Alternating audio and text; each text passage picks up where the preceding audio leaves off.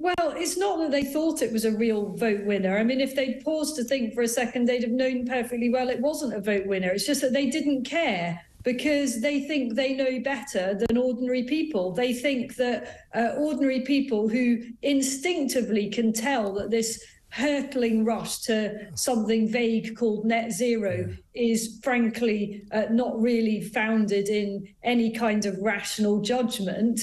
They think that those ordinary people are too stupid to understand the issues. I mean, I've lost count of the number of times I tweet about climate change and the net zero agenda, and I'm repeatedly put down as just being too stupid to understand it. Well, hang on a minute. I have a first-class degree, a number of academic scholarships. I'm not too stupid to understand it, and neither are millions of ordinary people who realise that it is patently obvious that we are not in an era of global boiling. It is apparent that the weather is changing. Quite how much of that is man-made and we can influence is absolutely up for discussion and debate.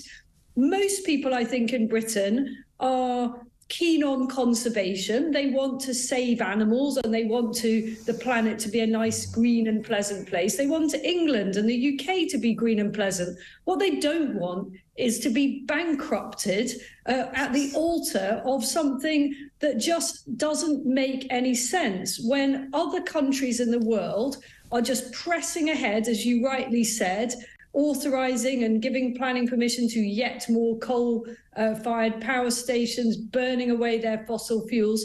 We're already setting an amazing example on this, but at enormous cost to households that can already struggle to withstand the huge cost of living burden that came off the back of the profligacy by the state during COVID. So Sunak has made a panicked decision here, not because he and his mates still think secretly that they know better than the rest of us. They still think that.